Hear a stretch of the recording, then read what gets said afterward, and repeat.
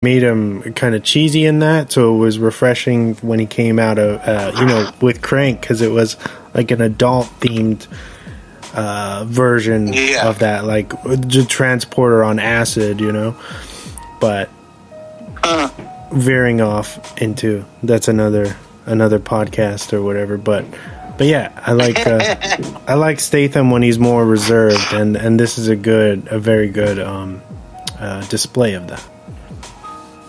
I agree.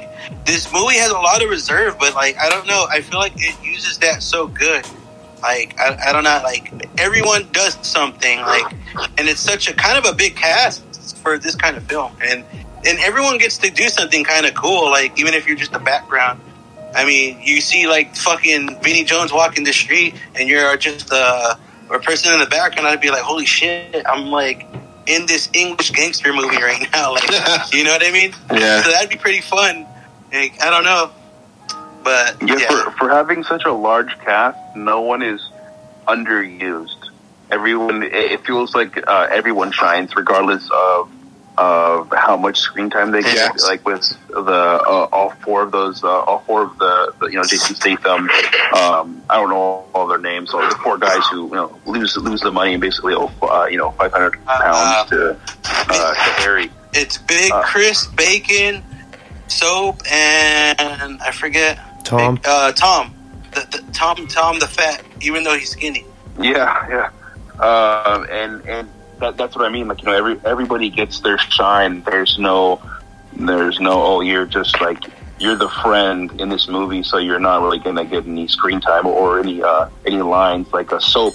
A Soap was really cool. He's mysteriously, like, he wants to chop up people with like a machete. He's hilarious. He's like, you show up with somebody, somebody show up and scare somebody with a knife or a machete, it's quiet and like, you're gonna be able to use it more rather than a gun. That's loud and it's gonna attract more people. And there's like, who the fuck are you? Like, his friends are even like, what the fuck? Like, I didn't know this about you. Yeah, because the Alan Ford introduces him as the more like he's a more hands-off kind of guy. Yeah, that you wouldn't see this guy doing this. He's more like, I don't do that because I'm a cook. Like, and it goes with his name, Soap. Like, he wants to keep his hands clean. He doesn't want to deal with the riffraff, and you can see like his progression in the movie. Like, once he notices like he has to deal with the riffraff, he starts to get a little more aggressive. Like, so I thought that was pretty cool for his character. What about you, Wes? What do you think about this one? This one was good. I think for somebody who's not up to par with like the lingo, it could be a little like hard to, like, you have to be very attentive to it, to follow everything that's going on. Yeah. And then of course the Guy Ritchie's signature style, he has a million fucking characters that you have to keep a track of, but no, it's really good. I will say this, I think that I enjoy Snatch a little more than Lock, Stock. I don't know if that was just because of maybe the cast or I don't know what it is, but I think I enjoyed Snatch a little bit more than this. I've only seen Lock, Stock once outside of the screening for this show, and it's fun, it's good, but it wasn't my favorite Guy Ritchie film, if that makes sense to you guys. Again, not saying I didn't like it. I thought it was fun.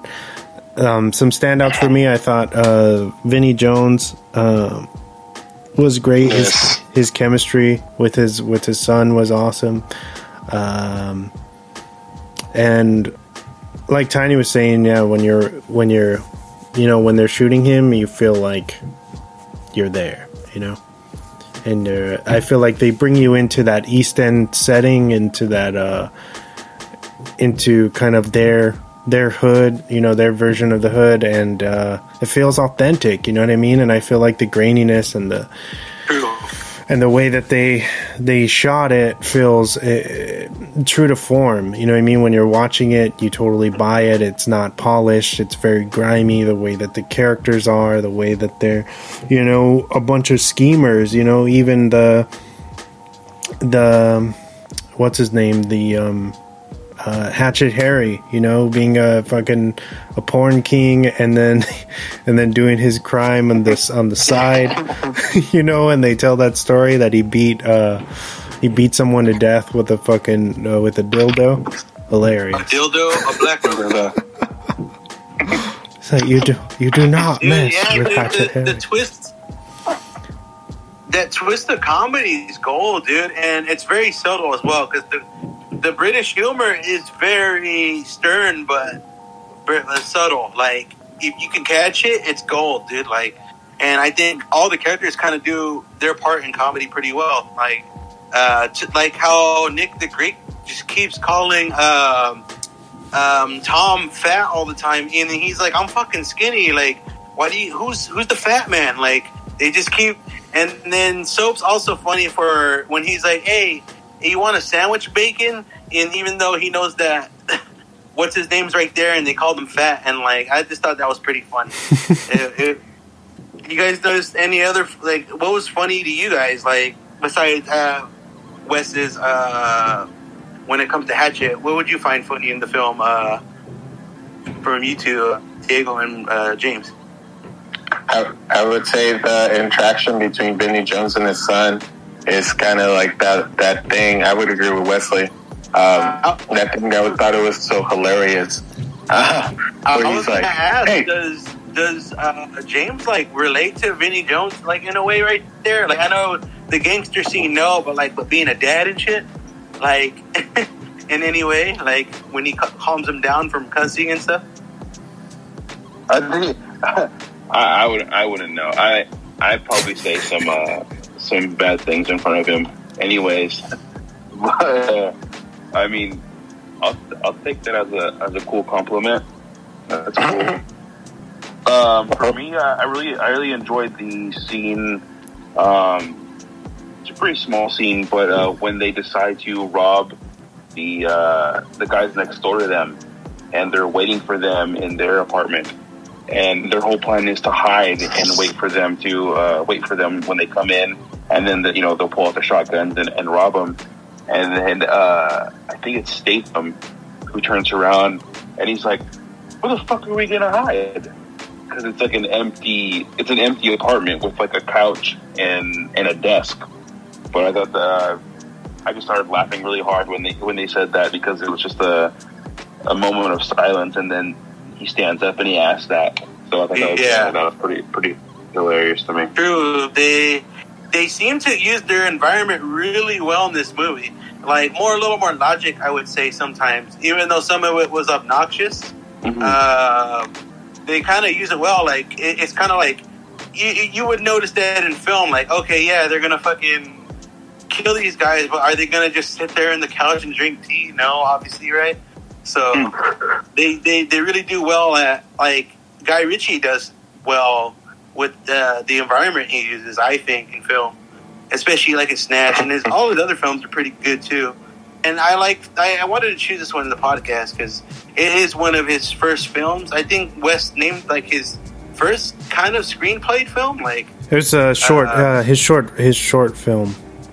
I think I could see why when Wes said that this isn't his favorite, because it's like his first film of fleshing out like how he wants to do this kind of filming thing, and he does. I think it's pretty dope how he did this one, and this one was a surprise to me when I watched it. I've heard about it so much, and then I just took the chance, and I was like, what the fuck? This has become like a top favorite in my like repertoire, and I've showed it to many other friends who love this movie, dude, and I'm surprised, well, not surprised, but I'm glad that James liked it more. And I thought, I'm kind of glad you liked the gangster and the kind of like Cockney side of England. Like, I think that's always good for film too. Just like any other movies. And they do well with this shit, dude. Their acting chops are on point too, and they always play hard, dude. Like, I don't know, I feel like I don't get that much from like American actors. I could say, I don't know, I guess I don't feel that way when I see like American gangster films. Sometimes I do, but they tend to make them more dramatic. Richie, he captures environments in this one in particular, like even like the writing in this was amazing, because I feel like he probably grew up with some of the same guys that were in this film, you know, like exactly the same guys, and that's what's I you know what, now in my later years, watching films and understanding it, even just comprehending the material, the source material, it's amazing when you see somebody that probably grew up this way